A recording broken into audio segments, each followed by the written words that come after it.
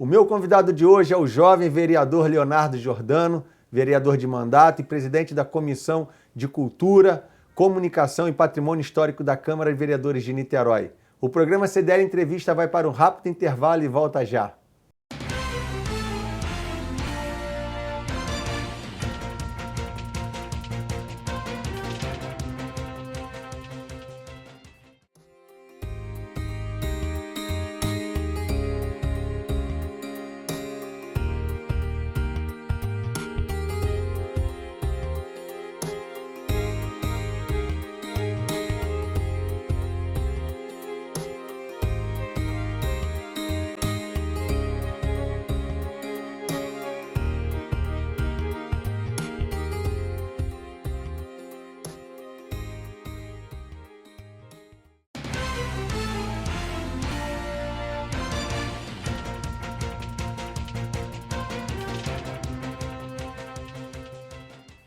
Estamos de volta com o programa CDL Entrevista com o Leonardo Giordano. Vereador, prazer recebê-lo aqui no nosso programa. Prazer todo meu. Jovem vereador, mas já muito atuante, né, Léo? Bom, eu fico honradíssimo com o convite, Fabiano, e quero agradecer pela oportunidade que a gente tem de debater ideias para Niterói. Muito obrigado. Nada, é um prazer. Léo, você é morador de Niterói? Você nasceu em Niterói também? Não, eu nasci em São Fidélis, no norte do estado do Rio de Janeiro, mas eu cheguei em Niterói com 15 anos de idade para estudar. Sim. E me apaixonei pela cidade, fiquei nela até hoje e vou morrer aqui. São Fidélis tem uma pessoa famosa de São Fidélis, a ex-prefeita de São Gonçalo, Aparecida Panicetti, é fidelense, né? Tem uma colônia de fidelenses em Niterói que inclusive faz um almoço, uma comemoração anual. Seu Tito é quem organiza essa... E os fidelenses em Niterói são numerosos e eles se congregam em uma atividade anual, inclusive. Tá colônia. Certo. Agora, Giordano é um nome, a sua família é de tradição italiana. A minha família é do sul da Itália, Sicília e Calábria, né? Meus avós, e meu nome tem origem italiana. Italiana. Léo, você é uma pessoa conhecida por muitas pessoas, por nós, niteroenses, como um jovem promissor da política. Foi a primeira campanha política que você participou? Não, essa é a minha quarta campanha. Eu consegui as coisas assim com muita insistência e com muito trabalho, né? Eu comecei minha trajetória no movimento de estudantes da cidade e fui candidato a primeira vez. Eu tinha 21 anos de idade, bem novinho, e fui candidato. Fiz uma votação bonita, fui terceiro suplente, assumi o mandato por um ano e 2 meses. Com 21 anos você novinho, já entrou? Foi. Eu fui suplente, né? Mas aí durante o exercício do mandato eu exerci por um ano e 2 meses, fui candidato de novo, aí minha votação dobrou de tamanho, eu fui primeiro suplente, ainda não venci a eleição, fiquei mais 10 meses na Câmara como suplente, porque saiu, teve licenciamento do titular, e agora finalmente eu recebi essa missão que eu lutei muito para conquistar, que foi a missão de ser vereador titular na Câmara da cidade. Mas você também teve se eu não me recordo, teve uma campanha para deputado estadual que você também concorreu, né? Fui candidato para apoiar, foi uma dobradinha para ajudar o meu amigo pessoal e grande companheiro, que é o Vladimir Palmeira. Sim. E a gente estava organizando candidatos do partido para ajudar, para alavancar. Eu lutei para vencer a eleição, claro, mas ela tinha um papel simbólico também de apoiar a candidatura do Vladimir Palmeira, que era o nosso deputado federal, e eu era o candidato a deputado estadual para fazer a dobradinha e lutar por isso. E ele chegou a entrar em 2010? Não, a gente infelizmente não logrou êxito naquela eleição, mas ele continua sendo um grande amigo, um quadro da política brasileira, foi deputado federal constituinte, deputado em 3 ocasiões diferentes. Foi presidente do PT, né? Estadual. Ele tem uma trajetória belíssima, foi o líder da passeata dos 100 mil contra a ditadura, né? Entendi. Isso fala por Já si, fala né? muito. Agora, você no partido, você também, isso eu vi numa reunião de vocês, o PT dentro da estrutura partidária do PT, vocês também têm uma militância muito forte, você tem as ramificações das forças dentro do PT, e vocês têm eleições, vocês participam. Isso hoje é raro nos partidos, né? A gente tem uma participação no partido que vem desde 1995. Então eu me filiei ao PT antes do Lula ser presidente, antes do ciclo de governos começarem, né? E a gente se manteve leais àquela conduta que a gente identifica que é transformadora no PT. E nós temos um grupo que atua até hoje dentro do partido, identificado com as tradições do partido e com a defesa firme dos ideais do partido. Você é uma pessoa que No teu caso, a questão da política partidária ela é intrínseca, né? Você realmente é um militante do partido, mas é um político de mandato, mas é também um militante do partido, né? Para mim é muito importante que a gente tivesse fidelidade partidária no Brasil. Isso clarificaria as ideias, isso seria bom para o eleitor escolher os candidatos com consistência ideológica. É claro que muitas vezes a gente discorda e nessas horas a gente tem que ser também transparente, dizer a verdade, né? Mostrar a discordância com certas questões. Mas em que pese ter independência, eu acho que a identidade partidária é muito importante. Eu sempre procuro reforçar. A Verônica Lima também, vereadora também nessa legislatura, também me parece que ela tem uma trajetória parecida contigo dentro do partido também, né? Militante. Ela é vice-líder do governo atual, né? O líder é o vereador Cal. E eu fiquei com a liderança da bancada do partido lá na Câmara, né? Assim, com a missão de colocar as posições do partido no legislativo, explicar e defender o partido, a posição ideológica do partido lá, né? Tá certo, Léo. Agora, a sua formação é em que área você milita? Antes de ser político, você certamente veio para Niterói estudar, como você bem disse. E como é que foi esse decorrer? Bom, eu fiz o curso de Direito por bastante tempo, eu quase me formei nele. Mas eu redescobri... Federal da UF? Eu fiz, na verdade, o curso de Direito na Cândido Mendes. Cândido Mendes. E aí eu acabei rompendo com o curso de Direito porque eu me apaixonei pelo jornalismo, pela comunicação. É mesmo, né? E eu, assim, me encontrei, e eu não tenho nenhuma vergonha de dizer que troquei, mesmo no finalzinho, porque acreditei que era o mais coerente, assim, para a trajetória, lidar com comunicação, lidar com as pessoas. Eu me apaixonei mesmo. E você fez um caminho reverso, que geralmente as pessoas estão na comunicação e querem ir para as outras áreas, né? E você estava em uma área, apesar de ser uma área abrangente, ampla, que é o direito, você resolveu emergir na comunicação. Especialmente a comunicação por impressos, assim, eu sou apaixonado por isso assim, acho que é muito importante que a gente tenha gente que leve adiante o jornalismo como a missão de informar as pessoas, né? Então, embora eu tenha uma atividade política que hoje em dia me dá uma posição de mandatário, de vereador, mas eu tenho paixão pelo jornalismo. Assim, você não acha que o jornalismo impresso, por exemplo, há uma geração, essa geração nova, a geração Y, conforme dizem, né? É uma geração que não tem o hábito de comprar jornal, de ler jornal impresso. São aqueles noticiários dos blogs, dos sites, né, dos sítios, o UOL, o IG, né? E as pessoas não têm o hábito de ler o jornal. Você não vê que essa carreira propensa que você escolheu aí é uma carreira que as pessoas estão tendo dificuldade de se manter nela, né? Eu sei que tem muitas dificuldades mesmo do jornalismo, mas em que pese esses novos modelos de comunicação, como a internet, né, que aí vai tanto a parte de vídeo da internet quanto a parte de blogs e de textos escritos, mas eu acho que o impresso ele continua cumprindo um papel para o formador de opinião e dificilmente ele vai deixar de existir. Embora seja uma situação atual no jornalismo mais delicada, né, eu acho que ele sobreviverá a isso porque é fundamental ter acesso à profundidade da notícia. Eu acho que o jornal impresso te dá a chance de debater, de um editorial mais aprofundado, a internet ela ela pipoca a informação, né, mas ela tem dificuldade em aprofundar o debate. Embora a gente tenha muitas críticas ao jornalismo, aos grandes veículos de comunicação, que muitas vezes são seletivos em suas posições, né, e a gente tem, de fato, um monopólio da imprensa no Brasil, eu acho que ele vai continuar cumprindo o papel de dar profundidade e densidade ao debate democrático. Você acha que esse consumidor de jornal impresso, de comprar o jornal de domingo, de ler aquele calhamaço de informação, você acha que isso aí perene, continua mais por um tempo? Eu acho que os caras nos Estados Unidos não estão pensando em acabar com o New York Times e nem o Globo acabar com o Globo. Assim, a gente vai ter esses jornais...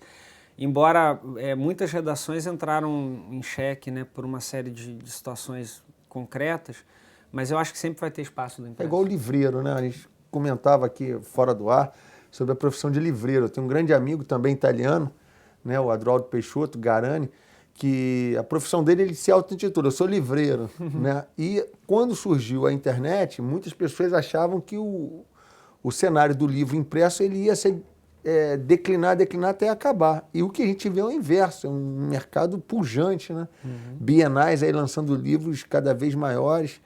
e as pessoas consumindo livro. Minha filhinha, por exemplo, de 7 anos, ela é uma ávida consumidora de livros.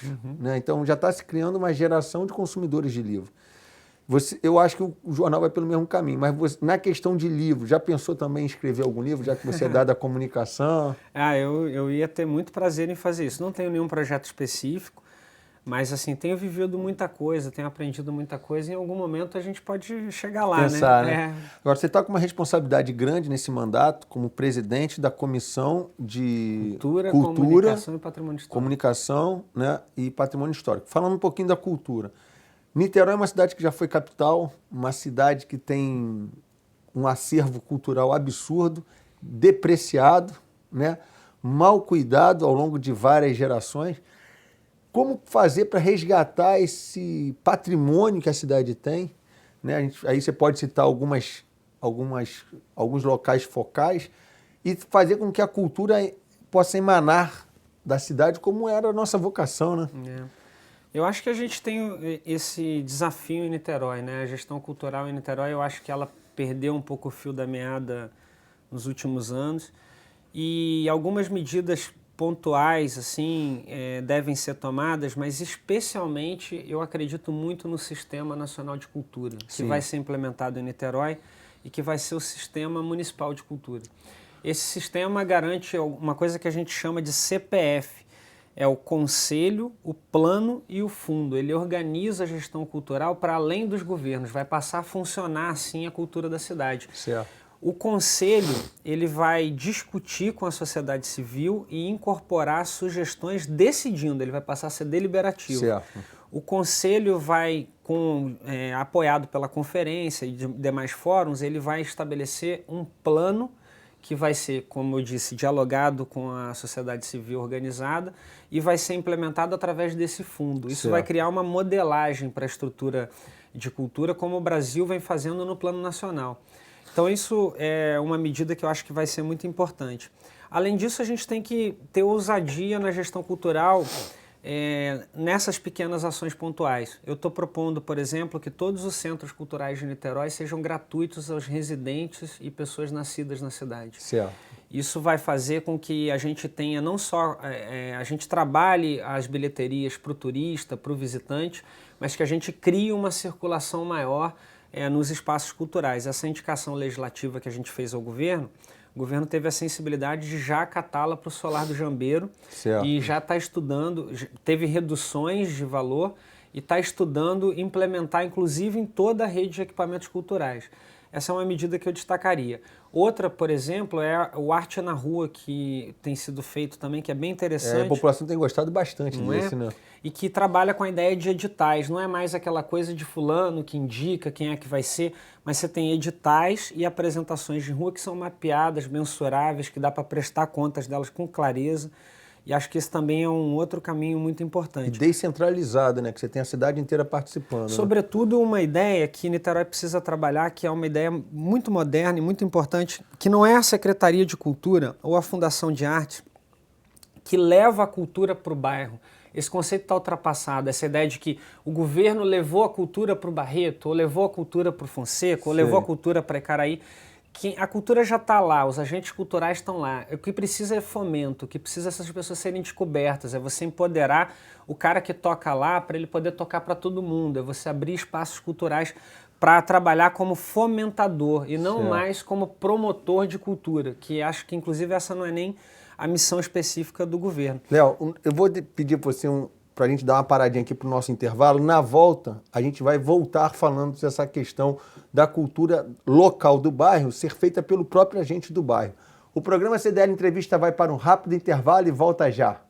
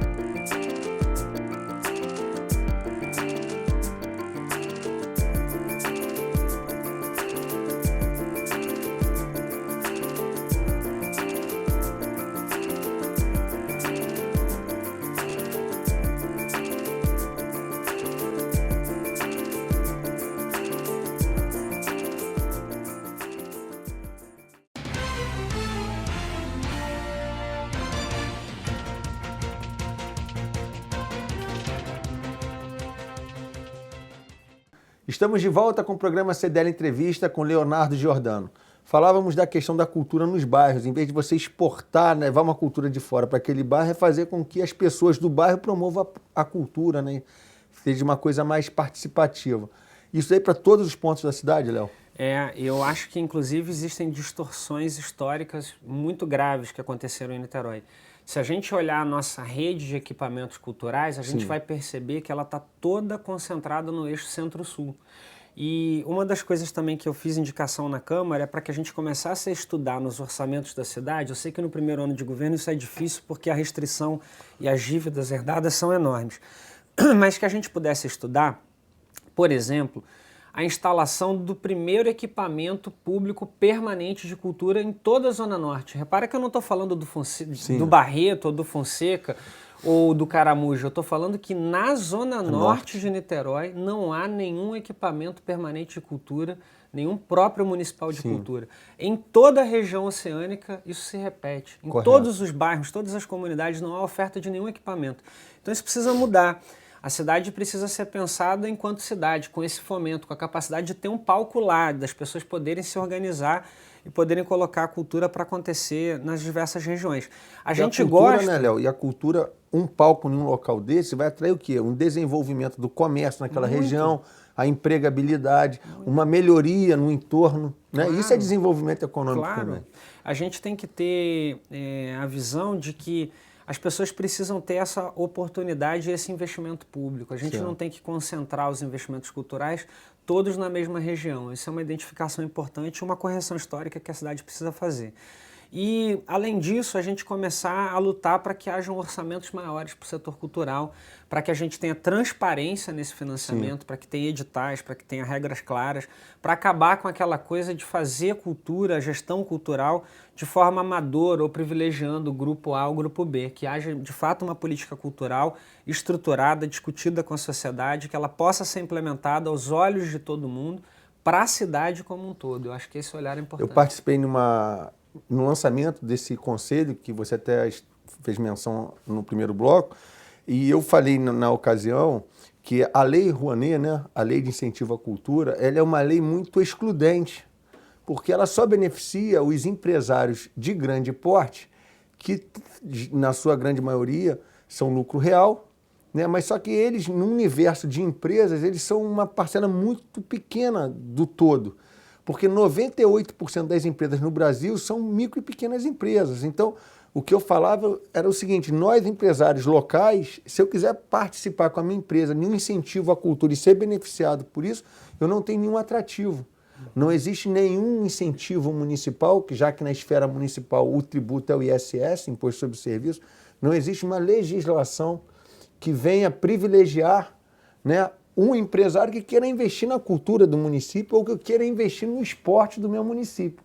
Entendeu, Léo? Então, isso é muito ruim, porque você acaba vendo a cultura, todos os agentes culturais batendo nas mesmas portas. A gente tem discutido para Niterói uma lei de incentivo à cultura local. Exatamente. Que eu acho que, Fabiano, inclusive a tua experiência e a tua capacidade podem nos ajudar muito. Quando esse texto estiver em fase assim, em que a gente for começar a discutir com a Câmara e depois eventualmente com o prefeito, seria muito importante ter a ajuda dos empresários para a gente direcionar um texto que pudesse ser efetivo e que trabalhasse mesmo o fomento da cultura, que é o que mais importa para a gente poder alavancar, inclusive os aspectos de turismo, de desenvolvimento econômico da cidade, como você muito bem listou, estão implicados, né? A gente precisa ter...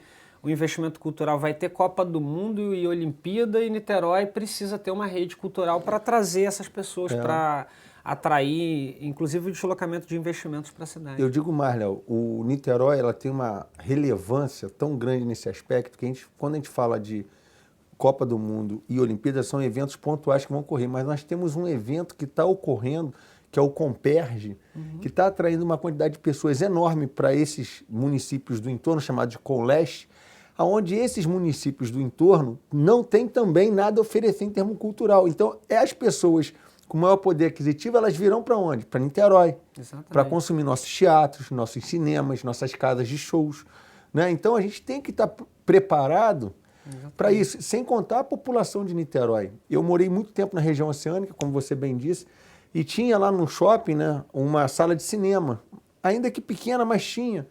E quando aquelas salas foram fechadas, nós tínhamos que nos deslocar até o Plaza Shopping para poder assistir um cinema. Chegava aqui filas enormes, então isso não incentivava. E você tem um cinema, por exemplo, no Bay Market que o niteroiense pouco usa. E também de qual cinema a gente está falando, né, Fabiano? Um cinema comercial, totalmente. Né? Você acaba perdendo aquela... Quando aconteceu o processo histórico em que os cinemas de rua e de galeria foram fechados, e por isso a gente lutou, inclusive simbolicamente, tanto pelo Cinema Icaraí, e lutou tanto... Eu fiz, inclusive, um projeto de lei para isenção de tributos municipais para cinemas de rua e de galeria, para tentar ajudar. A gente fazia a luta na dimensão...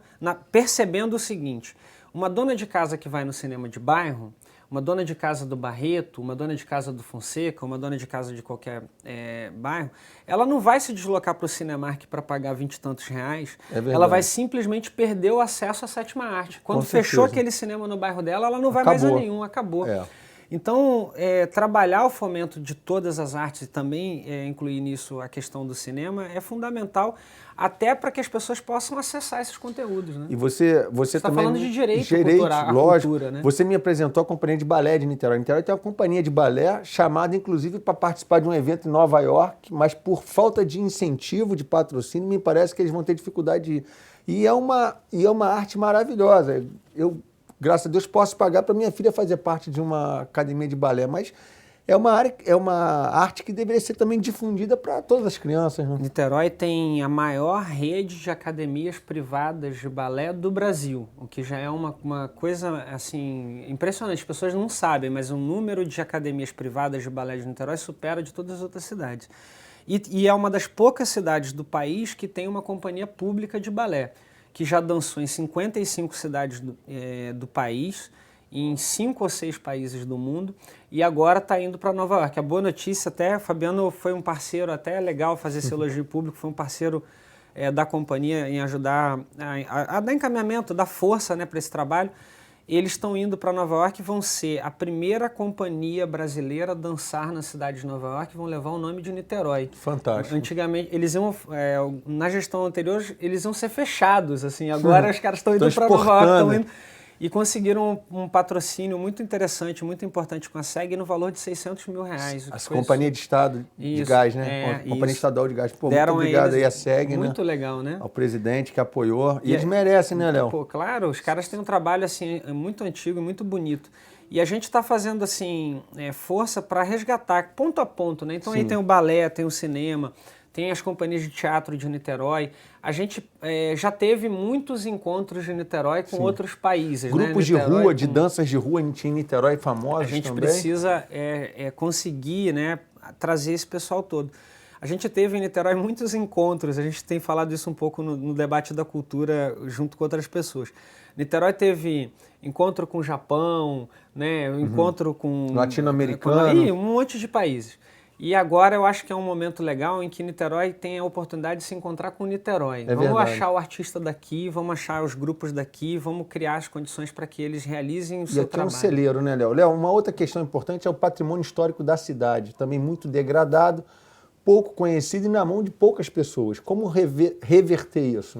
Bom, eu acho que a questão do patrimônio histórico em Niterói é uma questão muito importante porque ela se liga a um modelo de desenvolvimento da cidade que anteriormente estava colocado em marcos do não planejamento. Certo. Quando você desenvolve uma cidade e não planeja, você dificilmente preserva, você dificilmente renova a memória. E um povo que não sabe a sua memória, não conhece os seus marcos históricos, não vai ter identidade. E nem tem onde procurar essa história, né? Exato. O mais importante é isso, né? A gente vai, nessa direção, a gente tem feito um trabalho de acompanhamento e fiscalização. Eu sou membro do Conselho de Patrimônio Histórico e estou propondo emendas para aumentar o valor aplicado na cidade em patrimônio histórico. E uma última coisa que eu acho que é legal mencionar também, o nosso mandato está propondo a construção do primeiro arquivo público municipal. Niterói tem 400 e tantos anos de vida, tem uma história longuíssima, a gente sabe que aqui já foi capital de estado, a gente sabe da tradição de Niterói nos mais diversos temas.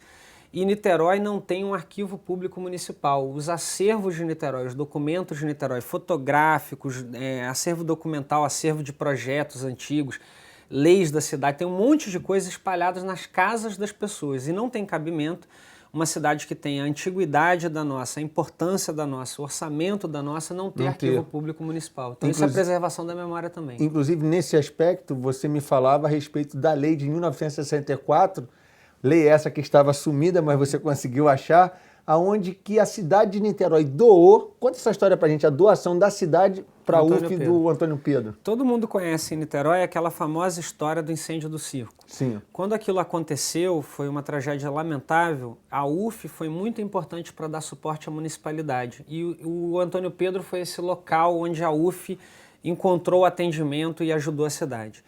No fim daquele processo, se fez um combinado com a UF que virou lei, votada em 2 turnos na Câmara, sancionada pelo prefeito, publicada. Então é uma lei em pleno vigor, que diz o seguinte, Fabiano: a Universidade Federal Fluminense ganhou o prédio do Antônio Pedro. Ganhou de quem? Ganhou de Niterói. Niterói é que deu, a cidade deu.